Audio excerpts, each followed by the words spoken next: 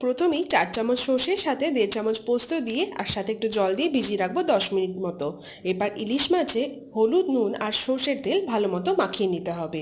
এবার সেই ভেজানো সর্ষে পোস্তর সাথে কয়েকটা চেরা কাঁচা লঙ্কা দিয়ে একটা ফাইন পেস্ট তৈরি করব।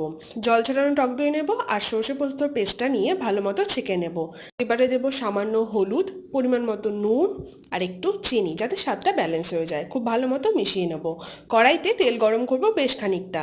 বেগুনটা হলুদ আর নুন দিয়ে হালকা গোল্ডেন ব্রাউনিশ করে ভেজে নেব। আচ্ছা, পুরো রান্নাটাই কিন্তু সর্ষের তেলে হবে। এবারে বেগুন ভাজার তেলেই কালো জিরে ফোড়ন দিয়ে দেবো সর্ষে পোস্তর পেস্টটা। হালকা জল দিয়ে খুব ভালো মতো কষাবো। 2 থেকে 3 মিনিট পর মশলা থেকে তেল বেরিয়ে আসলে দিয়ে দেবো একটু জল, যাতে একটু মাখা মাখা হয়।